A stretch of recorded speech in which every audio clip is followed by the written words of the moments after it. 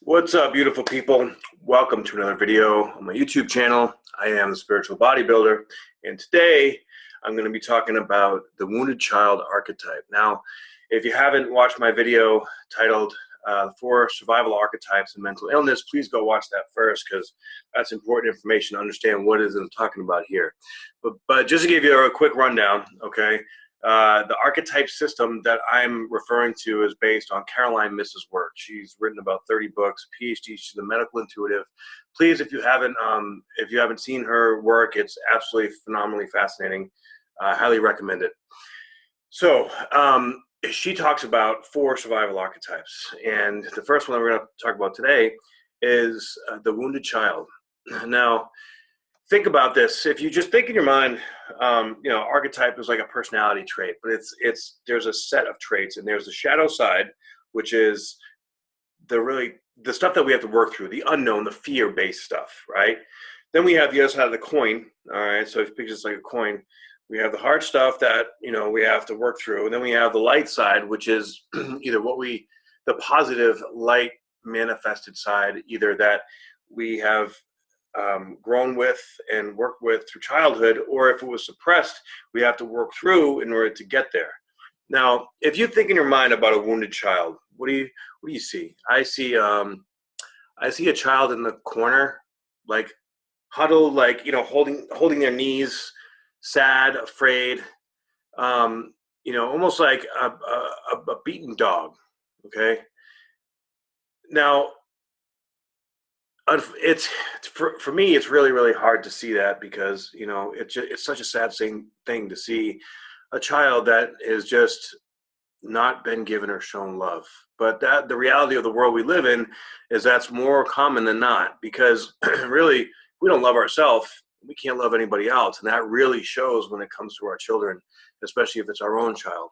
So the wounded child archetype shows up in our life when we're an adult, in a subconscious manner, meaning that all that suppressed energy comes out in different ways because it has to express itself somehow, right?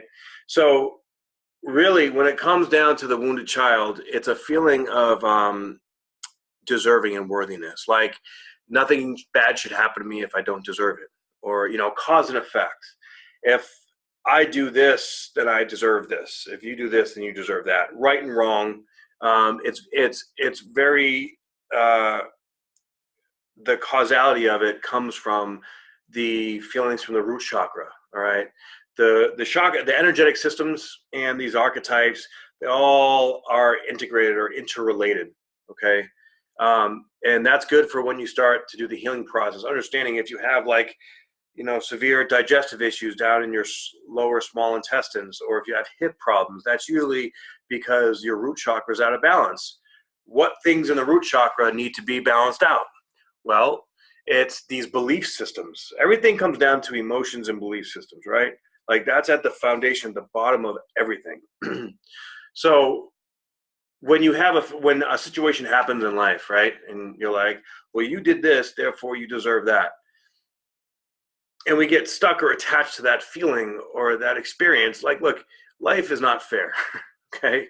And life won't be fair. And the more that we try to reason things in a fair mindset, the more that we're going to be disappointed, right? All that does is cause constant disappointment, because the fact is that with that thought process running through us, it's a fear-based thought process. The way that the universe works is not through our 3D physical understanding of right and wrong. Our soul responds to the law of attraction. All right, it's universal law, and it's a solid. The law of attraction is whatever we put out there, we get back. So even if we had a really shitty childhood, right, and we don't understand why all these things happen to us, that's what astrology is great for too, because before we come into this life, we have a predestined, we made a predestined agreement to come into this life and learn certain karmic lessons. And the natal chart shows what these karmic lessons are. Certain people struggle with certain things, right? Well, this says, okay, well, the house placement and the planet placement, the aspects will all determine and decide, okay, well, you're going to really struggle with self-worth, because eventually you're going to teach other people how to, gain self-worth, which is, a lot about what I do, because I have struggled. I have Chiron conjunct my ascendant, and that's probably the single most difficult placement in astrology, because the Chiron is the wounded healer, right? It's that part of us that is always wounded, that we cannot seem to figure out how to make feel better. The ascendant is who your personality, who you bring out to the world, how the world sees you, right? So when you have those energies combined, you basically feel like you're flawed, and you can never really understand why. And when you feel that deep sense of flaw, you attract bullies, you attract unfair situations, you attract poverty, you attract feelings of lack and just not being good enough. So you have to go through every aspect of how that would come to you, through relationships and through experiences in life. And you finally get to a point, you're like, all right, fuck you guys. I'm going to do me. I'm going to be happy, and I'm going to make shit happen my way, because I know that I'm worth it. But once you reach that place, nothing can fuck with you. That is the point. When you face that Chiron energy, that is where the light gets in. When it gets in, you are officially unfuckwithable. All right? That's the definition. Overcoming your Chiron energy makes you unfuckwithable. But anyways, so if you find yourself in situations where you feel that you've been given a bad hand, or you feel like, well, this isn't fair, you need to take a step back and look at, why do I feel this way? Like, as long as I identify things, as good or bad, I need to take responsibility for the feelings that I feel inside. Usually we have our heart cut off when we're feeling things like that. So we have to transmute that energy. We have to feel it and be like, okay, instead of being, well, fuck this, and, I don't deserve this, and life is unfair and everything's cruel, so I'm just going to do drugs or become an alcoholic and just hurt myself because I want to drown it, because I don't want to feel it, because it fucking hurts. Well, you know what? You got to feel the pain. If you want to transcend this, you have to feel the pain. And it's going to transform you. It's going to feel like it's killing you, but it's killing that darkness within you. It's not killing you. It's actually bringing you back to life. It's making you live the life that you want to live. It's fascinating. And that's not easy to do, right? And, like, I give much respect and love to all of you out there that are doing this work and are working through it. It is not an easy thing to do. But what helps during this process, when you're facing yourself, is understanding these different aspects of these archetypes. You can see, you can pinpoint, you can label it. We need the label only to identify.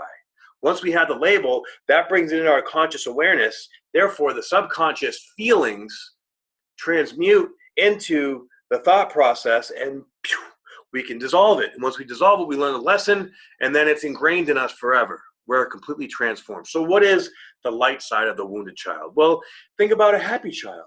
Think about a child that is loved, right?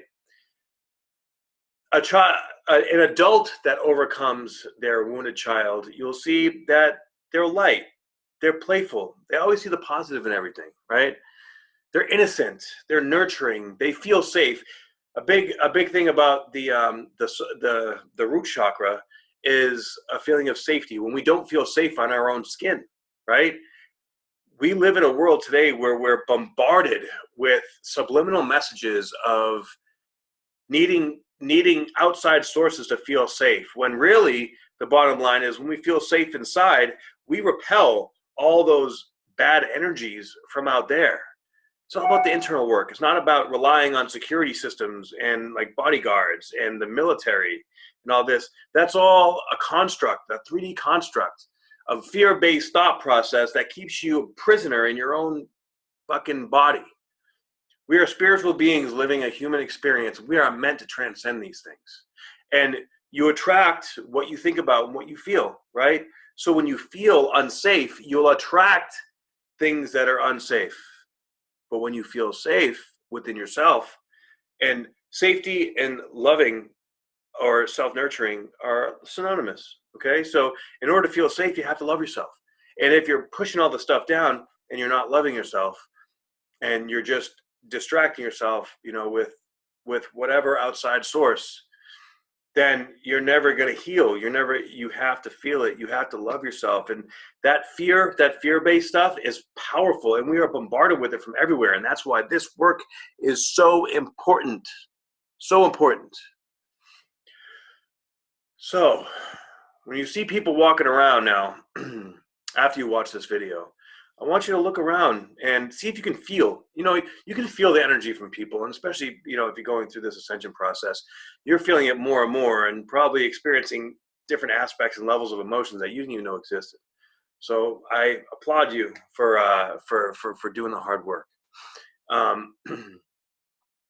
Look around and see if you can see the wounded child in others. See if you can see it within yourself.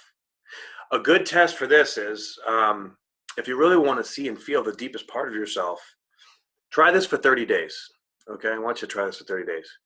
Every morning when you wake up, I want you to go to the bathroom first thing in the morning, or wherever you can find a mirror, okay?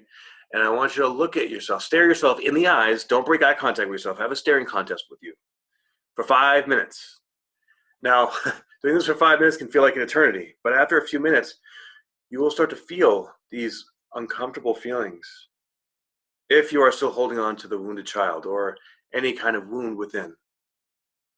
And a lot of times when you get past the 2-3 minute mark, you start to talk to yourself in your mind, but the eyes are the window to the soul. You will be talking to your soul in a very deep way without even realizing it. And all those feelings, all those sensations coming up through your body, they'll come up. And I want you, when you're doing this, to start telling yourself, I love you. You're my best friend. I'm your biggest fan. Yes, talking about yourself. All right. You want to be your biggest fan. You want to be your biggest, supporter. And I guarantee, you'll have some emotional experiences with this. Try it out and, journal. See how, all kinds of stuff starts coming up. And by that 30 days, I guarantee you, your life will change. All right. So if you haven't done this, give it a shot. See what you can make of it. So now we know what the wounded child seems like, and how to face it and feel it and overcome it. So if you have any questions, please feel free to comment below. Like, share, and subscribe. All right. You can follow me on Instagram at spiritual_bodybuilder. And also, if you're interested in coaching or more information like this, you can go to my website, trinityfitnessastrology.com. And there you can schedule an appointment with me if you're interested. All right. Have a wonderful day. Aho. Thank you for joining my YouTube channel.